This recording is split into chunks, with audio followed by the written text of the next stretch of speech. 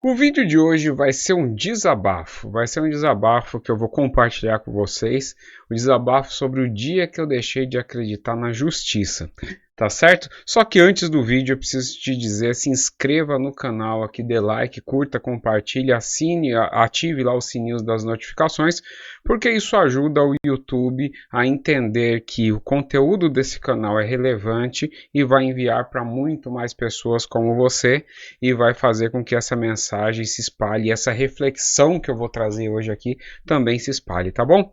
Então vamos lá. O dia que eu desacreditei, deixei de acreditar na justiça. Teve um julgamento, para quem se lembra aí de alguns anos atrás, sobre a Operação Lava Jato. Durante a Operação Lava Jato, teve alguns julgamentos que chegaram ao Supremo Tribunal Federal.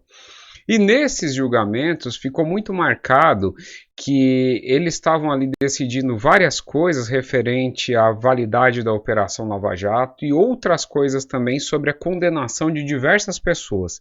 E aí, eu estava assistindo aquilo com muito afinco, assim, sabe? Eu não sou operador de direito, não sou da área de direito, só que eu estava assistindo aquilo realmente com muito afinco. Eu estava assistindo julgamentos da Suprema Corte inteiro. Aliás, eu comecei a entender um monte de coisa do juridiquês assistindo esse tipo de coisa, esse tipo de evento. Então, assisti aquilo ali com bastante afinco. E aí chegou uma determinada fase do julgamento que eles estavam julgando lá vários embargos lá de declaração e tal, e aí tinha uma questão, que era o tal dos embargos infringentes. Eu não sei se você lembra disso, e também não pretendo aqui explicar o que são embargos infringentes, mas de maneira geral e de maneira resumida era o seguinte: eles estavam acabando de fazer um julgamento, só que aí eles estavam votando se eles acolhiam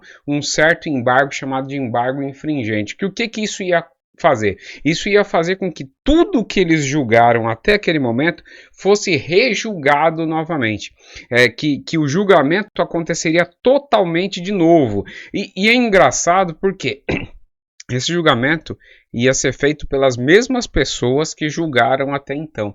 Então, basicamente, era refazer o mesmo trabalho duas vezes. E aquilo teve uma disputa bastante grande ali, ficou até muito claro essa disputa, se eu não me engano, foi entre o ex-ministro Lewandowski, Carlos Lewandowski, e o ex-ministro Joaquim Barbosa também. Eles tiveram uns embates nessa questão. Mas beleza, eu estava assistindo aquilo com muito cuidado e com muita atenção. E de repente, para minha surpresa e decepção, os embargos infringentes foram acolhidos. E quando aquilo ali foi acolhido, quer dizer, aquele negócio ia voltar ao zero de novo, um monte de julgamento e horas de despesas e mais coisas, e mais detalhes e filigramas jurídicas. Rapaz, aquilo ali para mim foi um rompimento assim na ideia de justiça e lei. Isso daí foi uma coisa que para mim ficou bastante marcado. Tanto é que eu me lembro disso até hoje, estou compartilhando aqui com vocês. Por quê? Porque vamos pensar aqui, o que significa a justiça, né? E o que significa a lei, né? A lei, aqui eu vou falar como um homem comum, não operador do direito, uma pessoa comum. O que significa a lei? E o que é o senso de justiça que emana da lei? Isso acontece quando a lei, teoricamente, seria um contrato social de regras, ou seja, é algo que a sociedade acorda que aqueles pontos que estão ali, eles vão representar a forma mais justa de que todas as relações naquele lugar, naquele local, no caso do país, né, daquele país ocorram. Beleza. Tanto é que os órgãos legisladores, que é o Congresso lá, eles não são operadores do direito. Você não precisa ser um técnico jurídico para ser um legislador. Você vai fazer leis. Então a lei, ela emana do senso comum, emana dos homens comuns, não dos técnicos operadores do direito. E obviamente você tem todo técnico operador de direito que vai trabalhar com aquelas leis que foram feitas e aprovadas aprovadas pelo Congresso. Então, o departamento, digamos assim, a área jurídica da coisa, né, quando a gente diz o poder judiciário, ele é um poder que simplesmente vai pegar aquelas leis que já estão prontas e vai aplicar aquelas leis que já estão prontas. Só que o grande problema é que quando essas leis começam a ter um fim em si mesma, elas elas criam uma distância entre lei e justiça. Isso que é o perigoso. E isso traz casos muito complicados, que nem um caso que eu vou colocar agora para vocês. Preso em flagrante por transportar cerca de 400 quilos de cocaína em um avião, um piloto foi absolvido pela Justiça na última quarta-feira, numa decisão que colocou em xeque a legalidade da abordagem policial.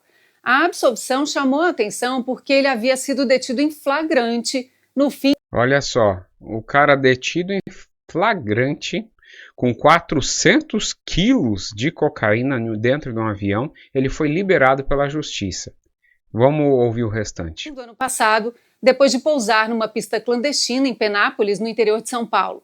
Mesmo com toda a droga encontrada na aeronave, o juiz considerou que a abordagem feita pela polícia foi ilegal. Segundo o magistrado, os agentes não tinham uma suspeita concreta antes de revistar o avião, o que torna o flagrante inválido como prova.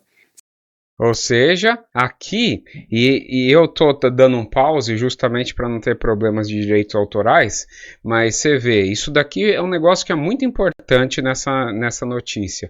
Por que que ele desconsiderou e soltou a pessoa e desconsiderou a prisão? Por conta de que a abordagem policial, segundo o magistrado, ela não foi feita com todos os requisitos legais. E aí a gente vai entrar nisso daí daqui a pouco, mas vamos lá. Só para terminar. Sem uma justificativa prévia, a ação é considerada irregular. A acusação também não apresentou provas concretas ligando o piloto ao tráfico. As testemunhas ouvidas apenas acompanharam a apreensão da cocaína, mas não tinham informações sobre a origem da carga e nem sobre qualquer investigação anterior ao caso. Um relatório da Polícia Federal feito após a prisão também foi descartado pela Justiça. O juiz classificou o documento como vago, com um tom de relato pessoal e sem detalhes básicos como datas e horários das diligências que teriam sido realizadas antes do flagrante. Com a decisão, o piloto teve a prisão preventiva revogada e foi colocado em liberdade. Beleza, essa daí é a matéria que eu queria trazer para vocês, mas iguais essa daí é só um exemplo. Não é exatamente sobre essa matéria que eu preciso falar, mas esse daí é só um exemplo de vários outros, de traficantes mundialmente conhecidos. Aí o cara estava preso, de repente, sei lá, a justiça por algum motivo vai e solta, esse cara desaparece. Esse daí é só um exemplo. Então, sendo esse exemplo, pelo que eu li um pouco mais sobre essa matéria, parece que supostamente o magistrado, uma das questões que ele levou em consideração era a fundada suspeita, porque para quem conhece um pouco de direito sabe que para uma abordagem policial ela ser feita é necessário que o agente público tenha uma fundada suspeita, então tem alguns requisitos para isso daí. E esse caso parece que eles não se expressaram da maneira correta e tal, e o relatório não ficou tão claro, então ele derrubou isso segundo a fundada suspeita. Mas eu tenho certeza que se colocasse esse magistrado na minha frente e a gente fosse debater juridicamente, eu com certeza não saberia respondê-lo, e com certeza ele provaria para mim que ele está certo na abordagem dele. A minha questão nem é essa. A minha questão é essa distância entre lei e justiça. Quando pensa para um homem do senso comum, quando ele vê uma pessoa presa com 400 quilos de entorpecente dentro de um avião. E isso faz com que, por detalhes judiciais e jurídicos, essa pessoa é colocada em liberdade. Enquanto a gente vê outros casos, sei lá, de pessoas presas injustamente, ou de condenação, igual teve agora há pouco, condenação do Léo Lins lá, uma pessoa fazendo um show de piada lá, você pode gostar das piadas dele ou não, não interessa. O ponto é que ele não estava com 400 quilos de droga num avião. E no caso dele foi decretado aí uma condenação de 8 anos de prisão. Então quando você começa a olhar esse tipo de coisa, você começa a falar, rapaz, cara, lei e justiça são coisas diferentes, porque a justiça é uma característica de algo que seja justo, ou seja, que o homem do senso comum entenda que o mal é punido e o bem é recompensado. De maneira muito tranquila e muito superficial. Mas é isso, é esse senso. As pessoas não são operadoras do direito, ela não vai entrar em filigramas e não sei o que lá, mas você tem fundada suspeita e não sei o que lá, não sei o que. Não, ele vai entender que a justiça é leniente, ele vai entender que as leis são fracas, ele vai entender um monte de coisa. E isso é um perigo gigante. Por quê? Porque faz com que, se as pessoas não veem na lei um senso de justiça, faz com que as pessoas, das duas umas, ou não cumpram mais a lei, ou ignorem a lei. Assim, não cumpram a lei no sentido de andar à margem da lei, inclusive ferindo a própria lei, ou simplesmente a pessoa ignora a lei.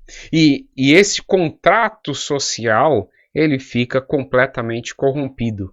E é algo que vai trazer um malefício para toda a sociedade. Quando você não tem uma sensação de justiça, as coisas elas desabam.